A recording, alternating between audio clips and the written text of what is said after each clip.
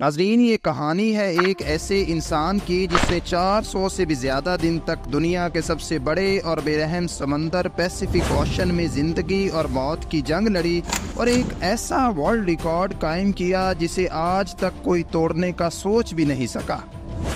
السلام علیکم ناظرین، میں ہوں میاں شہباز اور راز ٹی وی کی ایک نئی ویڈیو میں خوش آمدید۔ ناظرین، پوری دنیا میں 71% پانی موجود ہے جو ڈیوائیڈڈ ہے 4 اوشین میں، جن کے نام ہے Atlantic, Pacific, Indian and Arctic. سب سے بڑا اوشن پیسیفک ہے۔ یہ اتنا بڑا ہے کہ زمین کا کچھ حصہ جو کہ 165 ملین اسکوائر بھی بنتا ہے، یہ اکیلا اوشن 148 ملین اسکوائر کیوی کو نگل سکتا ہے۔ یہاں پر کچھ ہی آئلینڈز ہیں جو بہت ہی چھوٹے ہیں اور کچھ تو ایسے آئلینڈز ہیں جن پر آج تک کوئی انسان جا بھی نہیں سکا۔ اب اگر غلطی سے بھی کوئی انسان پیسیفک اوشن میں گم ہو جائے تو اس کو ڈھونڈنا تقریباً ناممکن ہے۔ پیسیفک اوشن میں 14 مہینوں تک زندہ رہنے والے انسان کا نام تھا جوش سلواڈور۔ اس انسان کے پاس 7 فٹ کی چھوٹی سی بوٹ تھی جس پر سیدھا لیٹا بھی نہیں جا سکتا تھا، اور یہ بندہ 1 سال سے بھی زیادہ اس بوٹ پر زندہ بھی رہا، سمندر کی بے رحمی کا مقابلہ بھی کیا اور ورلڈ ریکارڈ بھی بنایا جو آج تک کوئی اور انسان توڑ بھی نہیں سکا۔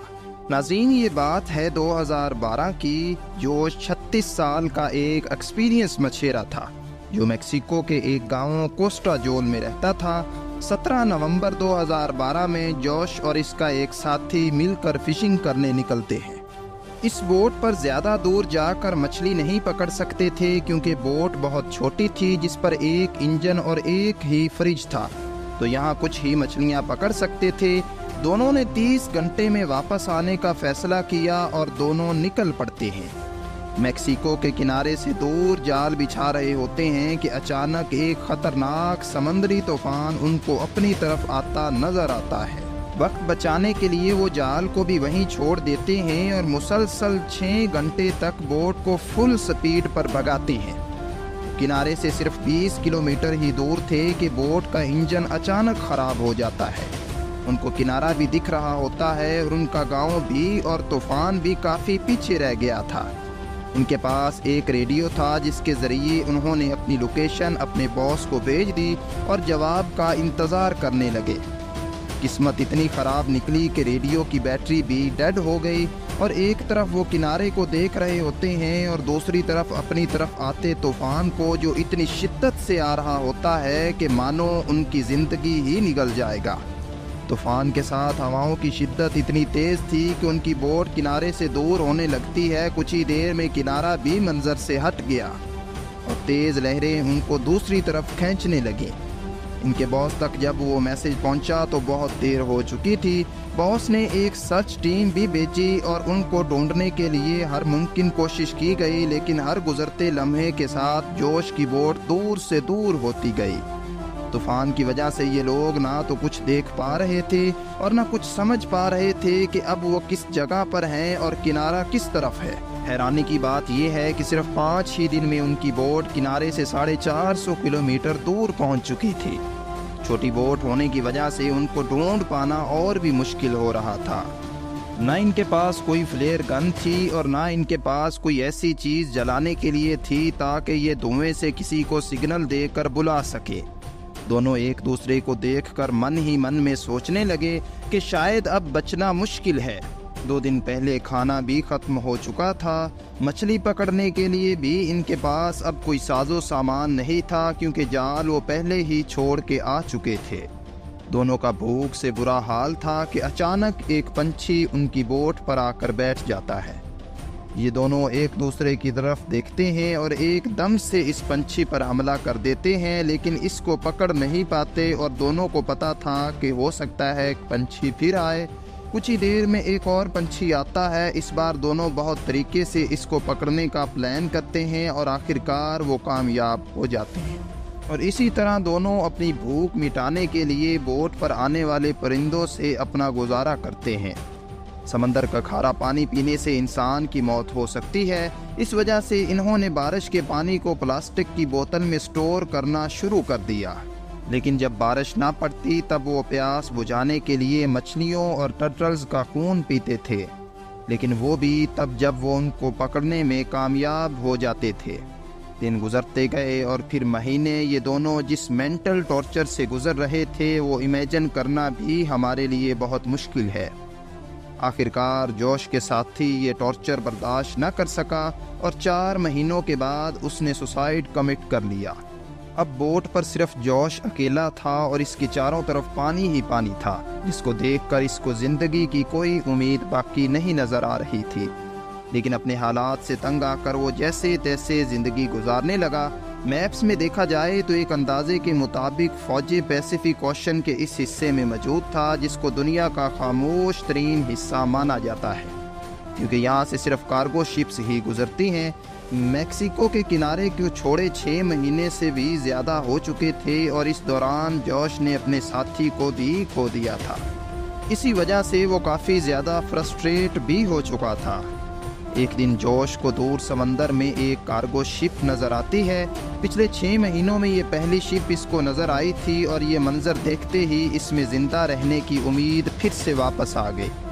جوش نے کارگو شپ کی طرف ہر ممکن اشارہ کرنے کی کوشش کی، لیکن بدقسمتی سے شپ اتنی دور تھی کہ جوش کو وہ نہ دیکھ سکے، اور دیکھتے ہی دیکھتے جوش کی نظروں سے وہ شپ بھی غائب ہونے لگی اور وہ یہ سوچنے لگا کہ شاید میری قسمت میں مرنا ہی لکھا ہے۔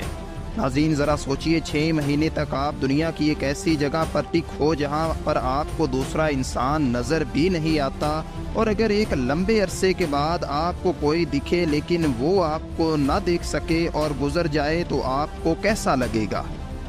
11 مہینوں کے بعد جوش اپنی اس چھوٹی سی بوٹ پر 8000 کلومیٹر ٹریول کر چکا تھا۔ اس کے کپڑے بھی پھٹ چکے تھے اور اس کے پاس خود کو سن لائٹ سے بچانے کے لیے صرف ایک انڈر ویسٹ ہی بچا۔ آخرکار وہ گھڑی آ گئی جب قسمت جوش پر مہربان ہوئی اور فائنلی 439 دن بعد 30 جنوری 2014 کو اسے اپنے آس پاس ناریل تیرتے ہوئے دکھائی دیا اور آس پاس کچھ پنچھی بھی منڈراتے دکھے۔ وہ یہ دیکھ کر سمجھ گیا کہ آس پاس کوئی آئیلینڈ ضرور ہوگا۔ پھر اسے دور ایک آئیلینڈ دکھائی دے رہا تھا۔ اس آئیلینڈ تک پہنچنے کے لیے اسے قریب آدھے دن کا وقت لگا، اور جیسے ہی بوٹ اس آئیلینڈ کے قریب پہنچی تو اس نے جمپ لگا کر آئیلینڈ کی طرف تیرنا شروع کر دیا، اور فائنلی مہینوں گزارنے کے بعد وہ ایک ٹھوس زمین پر پہنچ چکا تھا۔ دراصل اس آئیلینڈ کو ایبون ایٹونی کہا جاتا ہے، جو کہ دنیا کا سب سے چھوٹا آئیلینڈ ہے۔ یہ اوپر والے کا معجزہ ہی تھا کہ ہواؤں کا رخ کچھ اس طرح سے ہوا کہ اس بوٹ کو اس چھوٹے سے آئیلینڈ کے اوپر لے گیا۔ اگر وہ غلطی سے اس آئیلینڈ تک نہیں پہنچ پاتا یا پھر تھوڑی سی ہواؤں کا رخ ادھر سے ادھر ہوتا تو وہ آئیلینڈ تک کبھی پہنچ ہی نہیں پاتا، اور پھر اگر وہ زندہ بچ پاتا تو شاید 5000 کلومیٹر دور فلپائنز کے ٹاپو کو ہی دیکھ پاتا۔ لیکن جوش کی قسمت اچھی تھی کہ وہ ایبون ایٹونی آئیلینڈ پر پہنچ گیا۔ تھوڑے بہت ایریا کا جائزہ لینے کے بعد اسے ایک گھر دکھائی دیا، اور کچھ دیر بعد اس گھر سے ایک انسان نکل کے آیا۔